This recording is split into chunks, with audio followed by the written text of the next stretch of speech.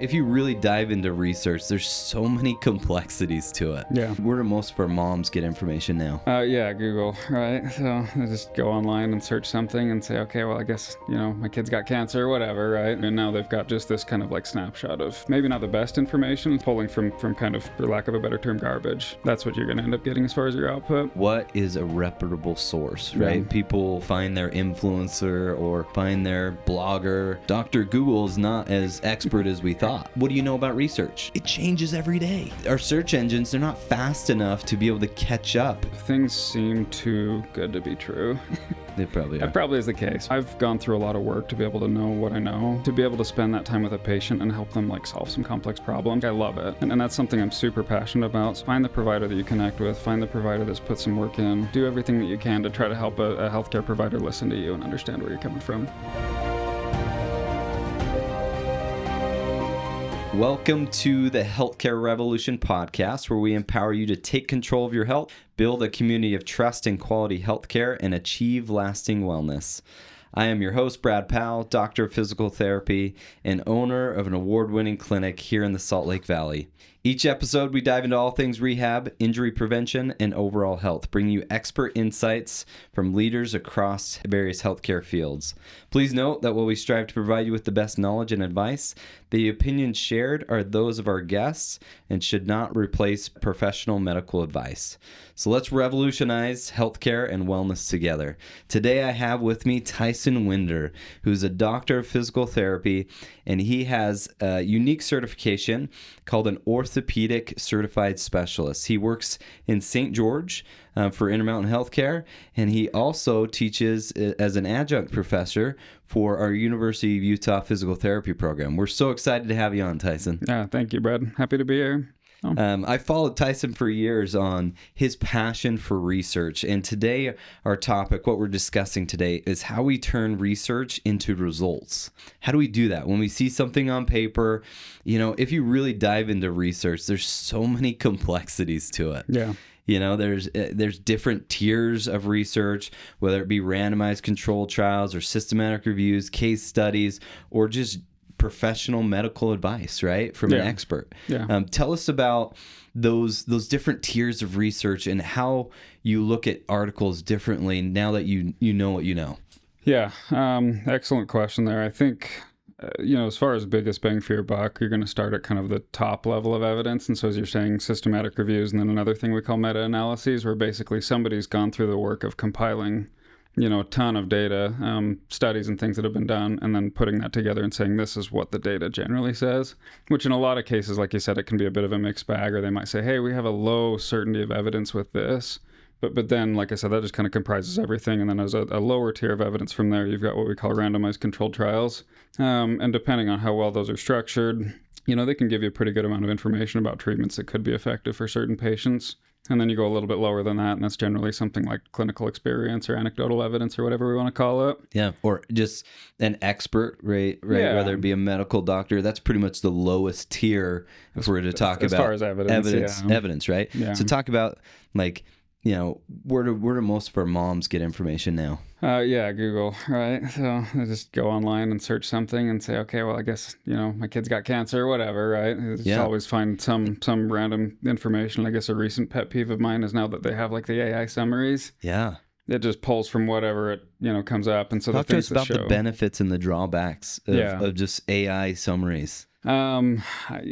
I see it mostly as drawbacks right now. And I think the only reason that I say that is just because we have this thing we call garbage. Why don't you talk about it a little bit for people that don't know what it is? Yeah. Just kind of guide us what it looks like, how people may find it helpful, and then we'll kind of talk about those drawbacks. Perfect. Yeah. So if you open a web browser, go to Google, for example, and you type in a search, let's say low back pain, right? It's going to pull up a bunch of different information from, and I think probably a lot of people have noticed this, but the first thing that shows up is AI summary.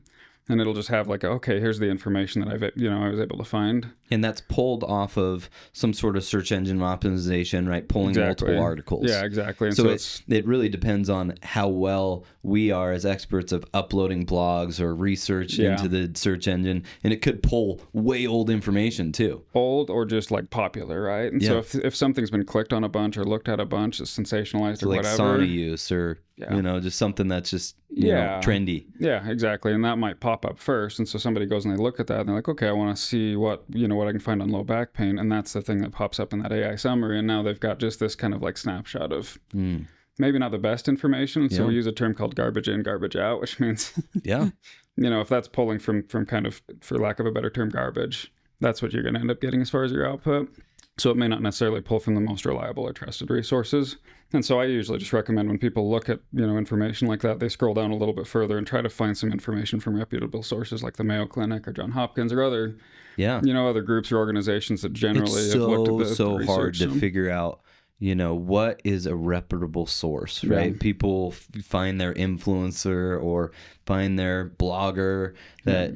But really, in the tiers of research, when we talk about legitimate clinical research, expert evidence, mine and your opinions are the lowest level research on that tier, right? Yeah. So you can imagine what influencers are, or AI driven data from some search engine, how detrimental that can be and not helpful for these patients that are seeking out that advice, right? Yeah. Dr. Google is not as expert as we thought. It's not. And sometimes trying to help patients understand that and maybe unlearn some of the things they've been exposed to is a real challenge. Yeah, absolutely. What do you see in clinical practice when you're working with patients and they kind of share with you this information? What's kind of your thought process, and then how do you educate? Awesome question. And I think part of that, there's been an evolution in how I've practiced over the years, and not that I've practiced for super long. I'm about 5 years out now, but when I first came out of school, which is pretty much the prime. I have an opinion. I'd like to think so. I'd like to think so. I think it's the perfect balance where you're not just like stuck in your ways. And I'm not saying everyone is. Yeah. But like those older, therapists or older medical healthcare workers, they just kind of get stuck in their ways of what they've always done. It's easy. Right. Yeah, and then you have these new young buck clinicians are coming out of school. It's like research is everything. Yeah. So it's kind of that perfect balance. If you think about the evidence-based medicine triangle, right? Yeah. You have, what does the research say? What does your clinical experience say? Yeah. And then what's the patient preference? And ultimately, it's the combination of all three that really creates evidence-based medicine. Yeah. Yeah, great way to put it. So, along those lines, like, we'll have a patient that will come in, they've been exposed to some piece of information, right? Whether that's, okay, I found something on Google, I talked to my friend about it, I know a physician, or I know a chiropractor, I know a physical therapist, my massage therapist says this or that, and then they're going to take that information, they bring that into the clinic, and then often they're going to kind of lay that out for you. It depends on how open the patient is, but they might say, hey, these are the things I've heard. And I'll often even ask questions to try to kind of get at that. Like, what do you understand about this? So good. And so approach it from a place of understanding first. And then as the patient, and that's such good advice for healthcare providers. We come in with this preconceived notion that we just want to slam on information to them, say, that's wrong. Yeah. Right. But I love what you said, like gain understanding first. Yeah. That really separates great healthcare workers from mediocre, and that's patients want to feel heard. And if you come in just saying, no, I know better. Yeah. Right. Yeah.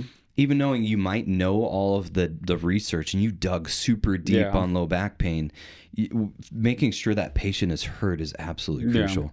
I love that.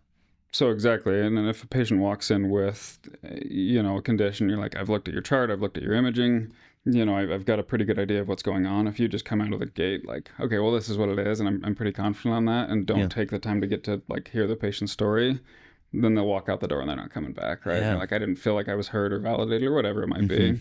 So early in my career, I would often approach things probably just a little bit too much like that, where it was like, okay, well, yeah, I understand that you've heard this, but that's kind of incorrect, and let me tell you why. And like, I started to recognize with some introspection that doesn't go over very well. Yeah. What approach have you taken differently? And so, like I said, starting with that kind of, let me just approach this from a place of understanding, get to know what the patient, is aware of, what they understand, how they like to learn, how they process information, and what things they've tried, what's been successful. And then I can kind of take all of that into consideration and build like this is my approach and how I want to, work with this person. And it really kind of fills you in on this option of like, I think this person's open to some new information. Yeah. Or they seem like they're a little bit closed here. I'm not going to force this. Yeah. Let me see if I can go a little bit of a different route. And there's sometimes where you just may not have an opportunity to really give the kind of information that you want to. Yeah. And so then you just say, I'm going to prioritize, the relationship first. Yeah. Getting some trust, getting some rapport with a patient, and then some of these other things I'm so gonna important. I just love that get to so later. much. So I think we miss that so much in health, is forgetting to connect first, right? Connection really has two pieces. One, do I care about this individual and potentially even love them, right? Yeah. And then the second aspect is, do I care to listen to their story? Yeah. But so often we get so busy that we forget to connect. Yeah, absolutely. And that's what healthcare was about in the beginning. When this all started, is true care, like truly listening to the person in front of us, listening to their story, and then offering our expertise. Yeah. Tell me about, I really want to dive deep into, what is it like to become an orthopedic certified specialist? What schooling? I mean, you have your doctoral degree already, right? Yeah. And then tell me about the schooling and what you do specifically in the research area to become an absolute expert there. So, like you said, once you're out of school, you've got your doctorate of physical therapy. You've got an option if you want to pursue board specialties. And there's board specialties in a variety of different areas. Orthopedics was just the one that felt best to me. Yeah. So that's where I decided to go. And there's a couple different pathways or means to get to that. For me, I decided to do a residency with a company that's here in Salt Lake. Company's called Hand, an orthopedic physical therapy specialist. It's a great they're group. Awesome. They got a great residency program. I didn't learn much about the hand stuff. I use that name, and a lot of people are like, "Oh, well, you must be great with hands." Not really. I didn't learn that. Didn't dive into that. More of just the orthopedic side of things. But yeah, terrific residency program. That's a good year of just hands-on mentorship and training, and you're digging into the research and you're finding ways to apply that to your patients, and all the while you're kind of studying and preparing for this like board exam, as we call it. Yeah.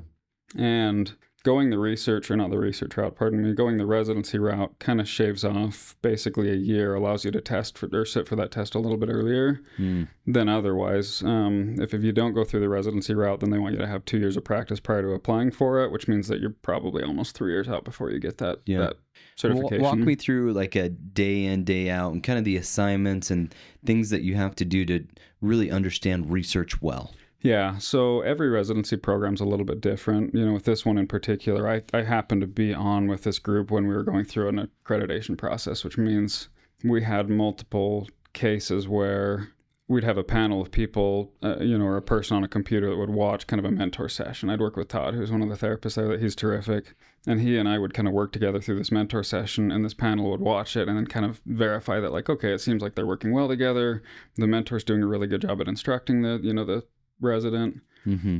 And thinking about that kind of drives you towards that research-based approach, where now, as I'm doing things with patients and I'm having these conversations with my mentor, I'm considering, what does the research tell me about this person? Mm-hmm. And what does this person tell me that helps me look at research maybe a little bit differently, or go find the research that I think could be most helpful here. And then you're going through and you're just synthesizing a lot of this information and finding ways to apply it to complex cases, right? And I have not met anyone that's better at gathering research so quickly and so efficiently, also able to digest it and get the most important information.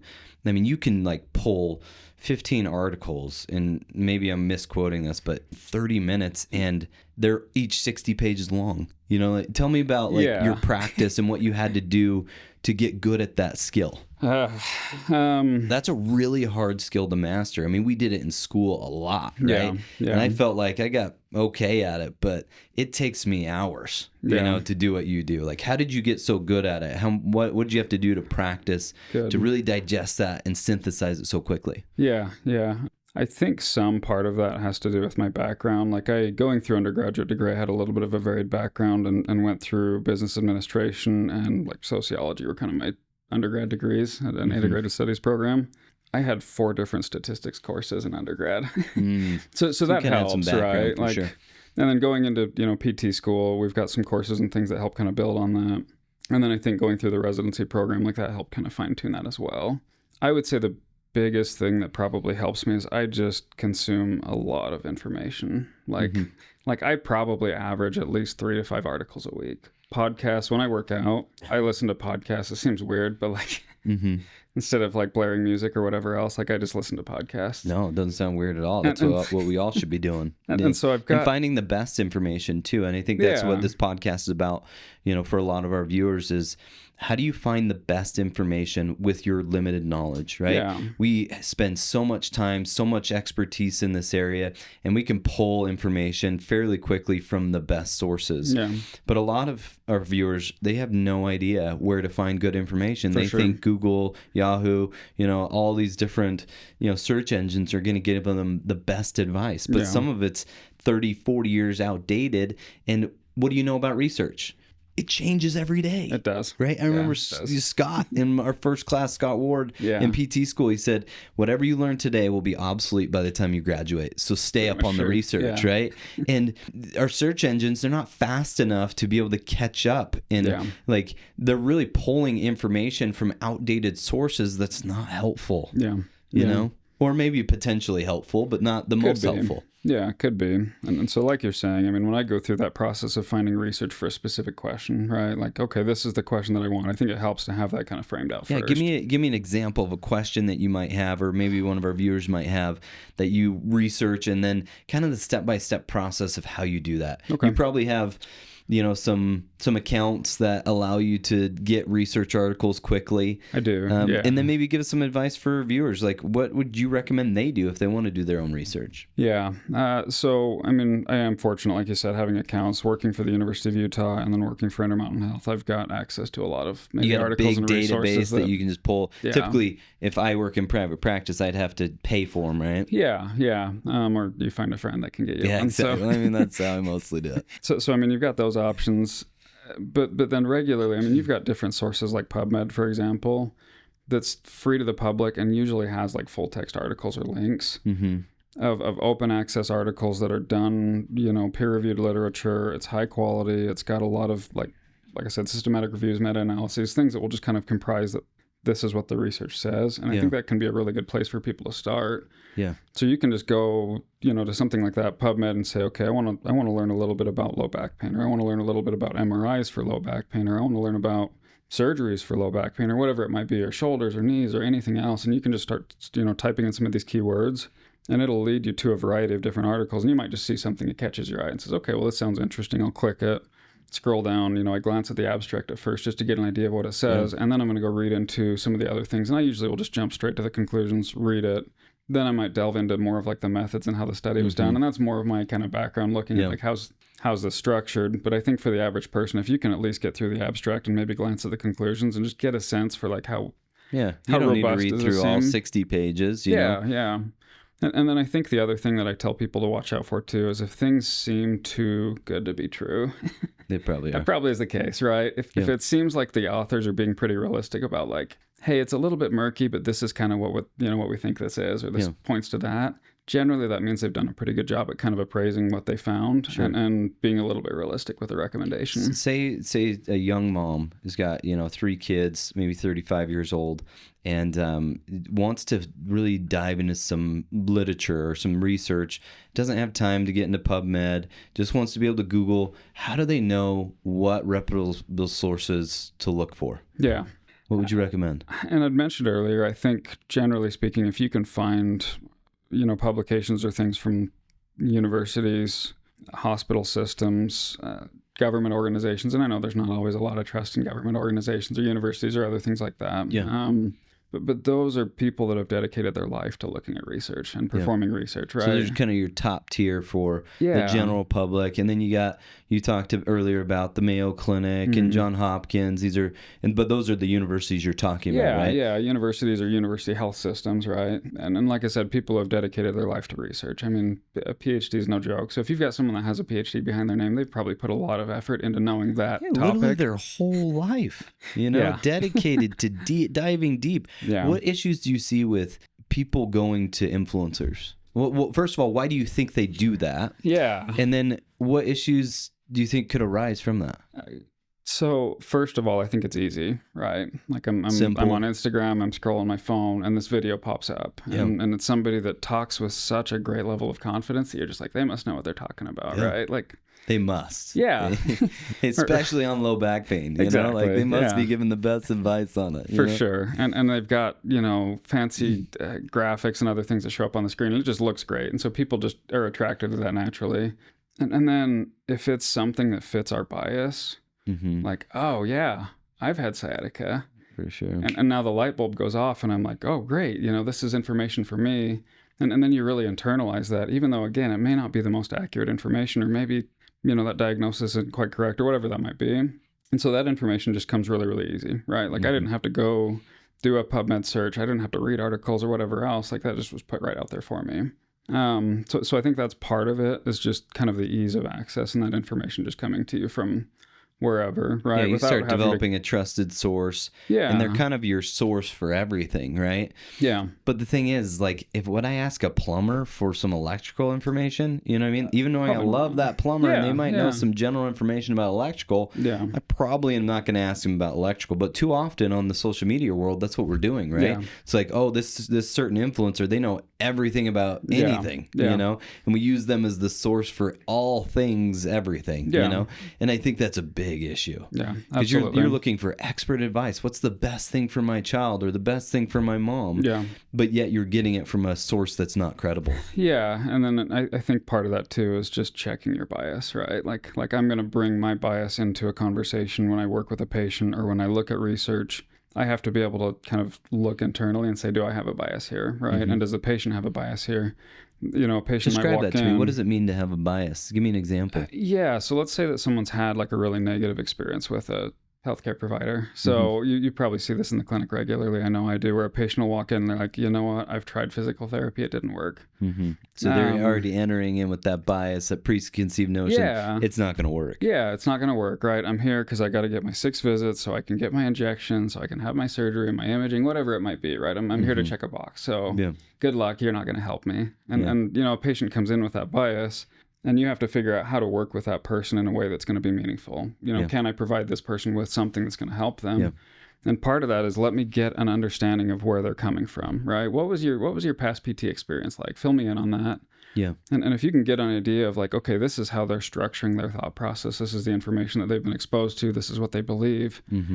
Now I might be able to find a creative way to work with them and actually accomplish something rather than just like wasting both of our times and the payer's money, right? Yeah, absolutely. I love that. Tell me how you use research and clinical practice to give your patients the best results. Like you've gathered this information now, so we're kind of shifting gears here. You're gathering all this information. You had that question, and now you're pulling it back into the patient, and you're treating them. How do you actually utilize that information to guide you in your treatment sessions? I think I think you have to approach it a little bit delicately. You don't want to come off like an encyclopedia, right? Just be like, oh, well, Laslett et al. In 2014 said that these tests tell me this or whatever else, right? Like some PhD. It does not come across well. PhD, no, right? absolutely not. But like putting that into clinical practice is tough. So the way that I'll often digest that with a patient, and I have a whiteboard in my exam room, and I love using that thing. I might write some findings down on that, right? Like, okay, I'm working with this patient. I'm suspicious of something called adhesive capsulitis or frozen shoulder. And I may not use those terms with them yet, but I'm just going to be jotting some things down, right? These are the things that are kind of fitting this picture. Yeah. And then as I sit there and I talk with the patient, I'm like, okay, so as we went through this examination, I talked with you about these things. We asked you these questions. First of all, is there anything we might have missed? And give them an opportunity to fill me in, right? And make sure that I haven't still listening overlooked to their something. story. Yeah. And then I go back here and I'm like, these are the things that I'm seeing. And based off these things that I'm seeing, this kind of fits this typical presentation, right? And I may not even like cite research per se, but I might just say when we see these things in combination, it gives us a pretty good indicator that this is what we're dealing with. Yeah. And ultimately you become the research, right? Because you're the scientist. You're the one that's going back to the drawing board, going and studying all this stuff, and you're gathering, synthesizing for them. Yeah. What does the research say? Yeah.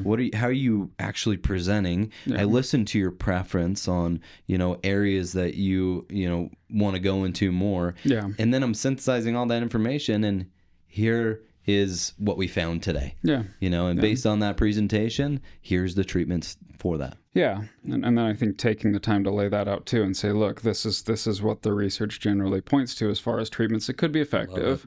This might be my preference, or this is what I might recommend, but what are your thoughts on that, right? Yeah. What kind of approach do you like? And you might have a patient that's like, you know what, now that you've told me this, like, I think I can do this on my own. And if that's the case, then you're like, awesome. I want you to follow up with me, shoot me a text or give me a call or whatever else here in a few weeks. If that's the circumstance, I've had some cases like that where patients go off, they manage things on their own, it gets better over a couple of weeks, like they didn't need me. Yeah. Other than maybe just that initial thing to say like, this is what I think it is. I don't think we need some of these other things. We're probably okay to just watch this for a little bit longer and see what it does, because I'm pretty sure it's going to get better for you.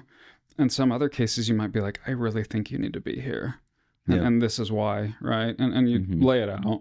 And I love going into that, like, here's the reason why. Yeah. Part of things, and just giving it to the patient. And I'm still going to allow them to make the choice, right? They're driving the bus, but ultimately they're coming to you because you are the expert, right? But too often we're dismissive, or we're not listening, or we throw up this research on this patient and they just are like, I don't even know what you're talking about. Yeah. Right. But our job is to gather all this information, to listen to the story, do our tests, do our measures, make sure we have gathered all the information, and then to summarize it for that person. I mean, the average person in the United States has a 7th grade reading level.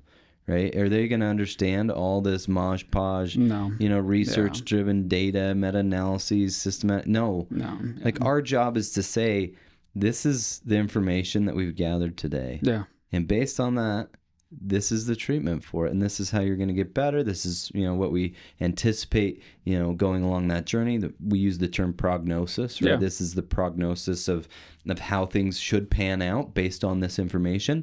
But we're going to keep analyzing and assessing as we go, and we're going to make adjustments. Yeah, exactly. But too often we complicate that, and you've probably seen that a lot, where people just felt dismissed. They lose trust in the healthcare system because it is hard. Our jobs are hard. They are.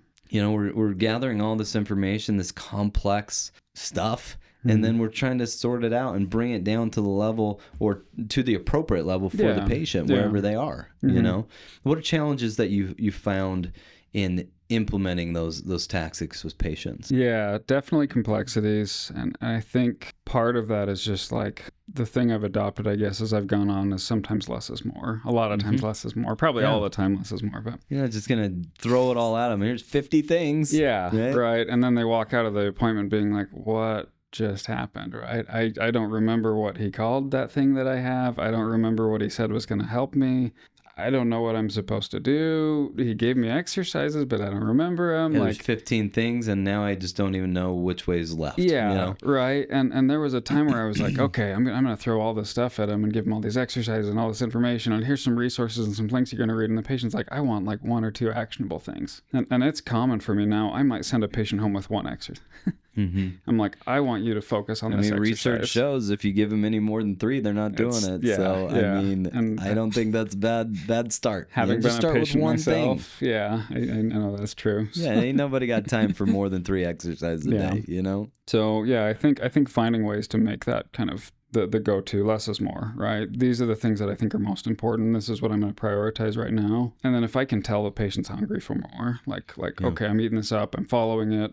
And I might use something, we call this thing the teach-back method, right? I want you to tell me what you've learned today, right? Yeah, tell me your takeaways from today. What's different? What are you walking away with based on our conversation? Yeah. It's really interesting to hear what they say, because you're like, all right, that was not what was taught. No, let's refresh this one more time. Exactly. I'm glad we had this conversation, because that, they could walk out and be like, well, you told me my back was going to blow up when I walked out. Yeah. All right, let's back it up just a little bit. I really want to make sure you understand, and the steps that we're going to take because of today. Yep. Yeah. Or the things to watch out for, or, whatever else that might be, modifications I want you to make, or other things. And that can be the case, right? We might think that we're conveying a message really well. Hey, here's the research. This is what it says. This is what you need to do about it. But a patient walks away from there and they've just heard a couple of words, right? from that interaction or a couple of messages, and they kind of internalize that and hang on to it. And that might be the only thing that they heard when they walk out of the office. So I think it's good to clarify those things and make sure that we're working with the patient in that decision-making process. Yeah, I saw an article this morning.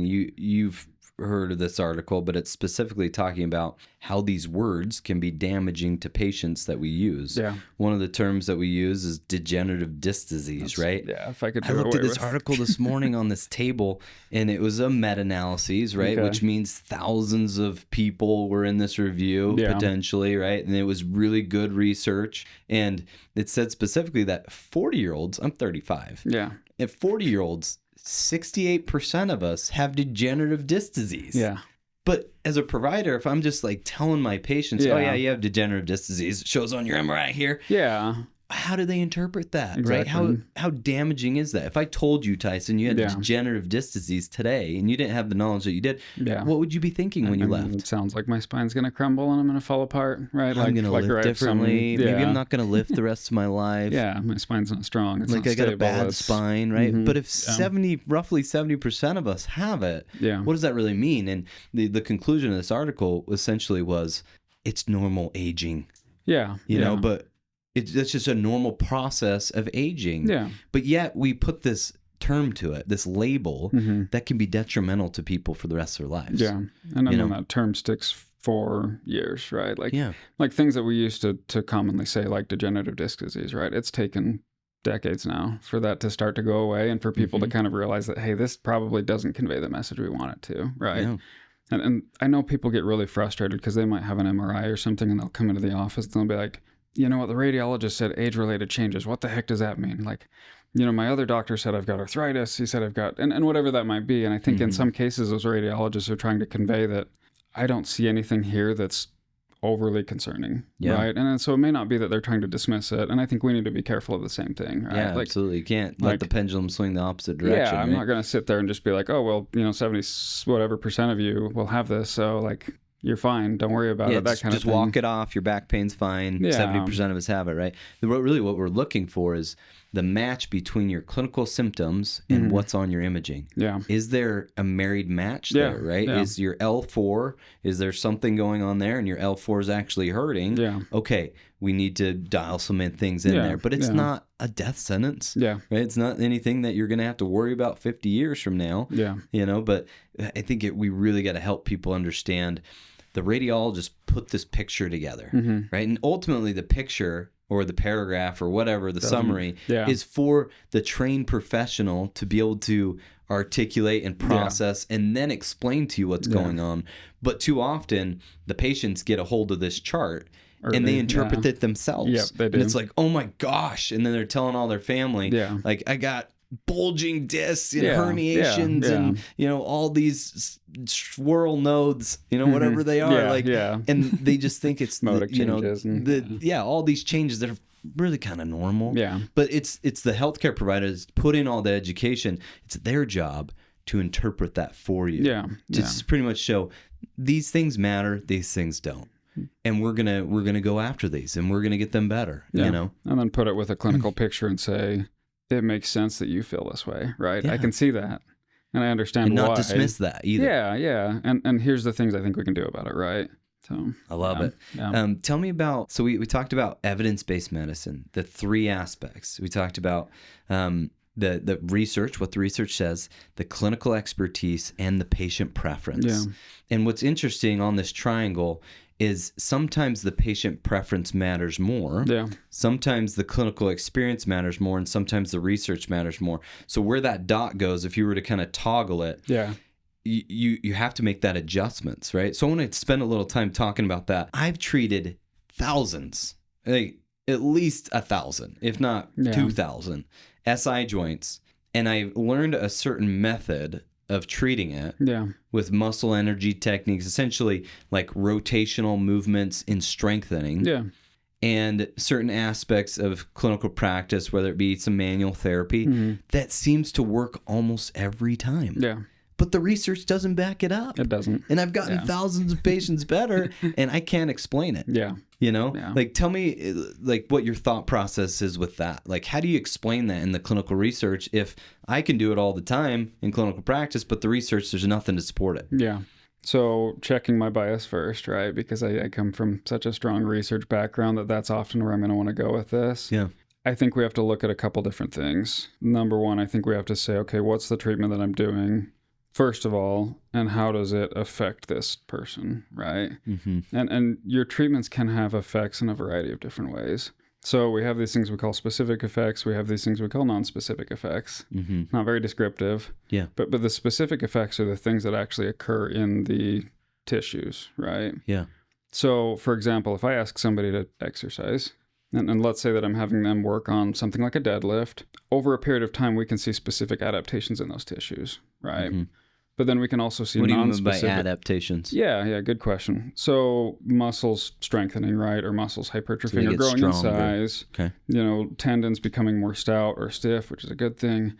A variety of changes like that we might Maybe be able pain decreases. Yeah. It's less tender. Mm-hmm. So it's adapting to the treatment that you're wanting, you're applying. Yeah. So those are kind of those specifics of the intervention. Then there's the non-specifics, right? Yeah. The patient gains some confidence with lifting strategies. The patient, doesn't worry as much about their back as they're doing certain activities. They're not as fearful. They're not as... So you really have to kind of look at both of those things. So in a circumstance like this, the example that you're using, we might do these interventions. Is the patient getting better because of the specific intervention I'm doing, or are there other factors that are at work that could also influence it, Just right? normal healing. Yeah. Right? And so I think what I like about what you're saying here, Brad, is that I'll do these things. It seems to help people. I don't necessarily understand why. I think the one place we have to be a little bit careful is just how we sell that. Mm-hmm. Right. So if I sit here in front of the patient and I'm like, well, I'm God's gift to man and I can do these things and you're going to feel better and you're going to walk out of here great. And now that person has a really heavy reliance on a specific healthcare they're like, provider. I'm going to come to you every time this pain. Like, ultimately, we're creating independence, right? Yeah. We don't want to create dependency. Yes. We want to teach them these are the tools that you're going to use to be successful. Yeah, absolutely. So I think you can use cases like that where it's like, my clinical experience might lead me this direction. Mm-hmm. Even though there may not be a lot of evidence to support it. But then, like I said, I think you just have to be really, really thoughtful about how you convey that to the patient you work with them on something like that. Absolutely. So that you don't misrepresent what the data might say or develop a dependency. Yeah. It's a great business model, right? And that's why it works. Yeah. People develop low back pain, acute cases of low back pain. They go see a provider for it. Mm-hmm. The provider does whatever treatment. X, Y, and Z, yeah. Even though this case is probably going to get better on its own given enough time. Yeah. But now I'm going to pat myself on the back and say, look at this thing I did to help you get better. And this patient's automatically going to think every time I get back pain in the future, I'm going. That's the person I need. That's the thing I need. And I need them. Yeah. I need almost a subscription. Like it's just, they're the healer, right? And ultimately we should be teaching people, these are the things that you need to do at home, right? My hands are not healing you, right? And it might expedite the healing process, but ultimately, here are the tools, like a toolbox, right? I always tell people, you need to know when to use the screwdriver, when to use the hammer. Would you use a hammer to screw in a screw, right? Yeah, you can I try. hope not, right? Like, I got to teach you toolbox so that way you have your own tools to get yourself better when you're in these situations. Yeah. Because I tell people as well, like, if you get injured, there's an injury, and you try everything you can for 2 weeks. Yeah. And if it's plateauing or getting worse, come see me. But for the most part, you know a lot about your body, right? We've taught you a lot. And if I haven't taught you something in the time we've been together and I've just been fixing it for you, I'm doing my job wrong. Yeah, exactly. Right? But ultimately, my job is to build a robust, big toolbox for this patient so then they can be autonomous. Yeah. Yeah. I love that. Let's kind of close here with some, we've covered a lot. We've talked about what the research says, tiers of research, and, why it's important to lean, or pretty much what research is good, what research is not so good, and, what sources are helpful, what's not helpful. Let's just kind of conclude here and summarize, what we've talked about. What advice would you have for these young moms that are just desperate for good health care? They're desperate for information. They want to take control out of their own health and, do their own research and be autonomous there. What advice would you have for them? So I do think that there's some benefit in finding a provider that's put some work and some effort into specializing, right? And maybe not specializing, you don't have to be the expert.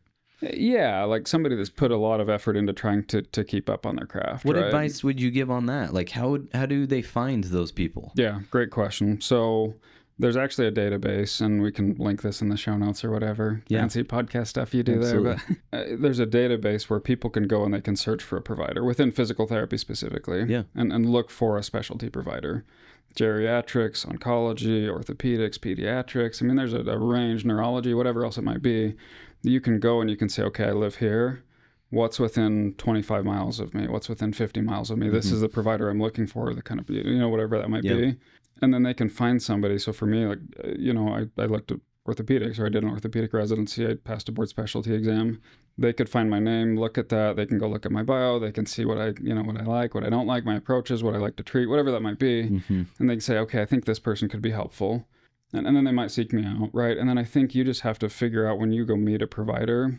I tell my patients all the time, I'm like, you may like me, you may not, right? And you might like my approach, you may not. I want you to figure out what's going to help you. So I'm not bothered if you want to shop around a little bit. Yeah, absolutely. So don't You're not hesitate. going to vibe with every single patient. That's okay. Yeah, don't hesitate to shop around that provider a little bit. Maybe you go meet with them, talk with them, get a sense for their approach, get a sense for what kind of training they've got, how they look at research, how they try to apply that and work with you, as a patient. And then if it doesn't feel right, shop around a little bit. Yeah, switch it up. Another resource patients may have is they can call the back of their insurance, right? Yeah. I'll call them at the back of my insurance card and just say, hey, can you get me a list of physical therapy clinics that take my insurance within a 5-mile radius of my home? Yeah. Right.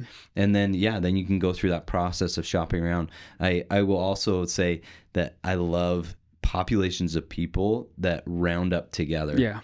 I have this family in our clinics that we see all of their family. Extended family. We know their family very well. Yeah. And they tell everyone in their unit about all the providers that they go to. Yeah. They all have the same OBGYN. They all have the same physical therapist. It's their family practitioner. Yeah. And they share it with each other, right? So, create these communities of sharing and say, this provider was over the top. Yeah. There's this one OBGYN in our community everyone just raves about. Yeah. Dude is amazing. And I ended up switching my OB and he delivered my baby. Yeah. And I see his patients as well. And we're good friends now. That's awesome. And it just comes from word of mouth, right? Yeah. Like, so ask people, ask your family, ask your friends, who do you go to? Yeah. Throw it on social media. Like, who do you trust? Yeah. Because our system is filled hundreds, if not thousands, of great healthcare providers. Yeah. There are things that are broken in our system. We might not ever change. Yeah. But I promise you, there are healthcare providers that still care. Yeah. They still love their job. They still want to do the best for the community. For sure. And sometimes you have to seek them out. Yeah. And do a little bit of work on your end. Yeah. Is there any other thoughts you have on that? Any other advice for our viewers here? I think that's sound advice for sure. I think, the big thing, definitely shop around. Try to recognize that research can be kind of murky. And I think if you can just find a provider that can take the time to listen to you, and that's one of those awesome benefits about being a physical therapist is I have more time with my patients than probably any other healthcare provider. Exactly, yeah. Right, with a doctorate level degree, with an orthopedic specialty, I've gone through a lot of work to be able to know what I know and to be able to spend that time with a patient and help them solve some complex problems or at least just give them a direction is awesome. I love it. Absolutely. And that's something I'm super passionate about. So I think for those patients, find the provider that you connect with, find the provider that's put some work in. And then advocate for yourself, too, as a patient. Yeah. Do everything that you can to try to help crucial. a healthcare provider listen to you and understand where you're coming from. Yeah, if you're not treated right, speak up. Yeah.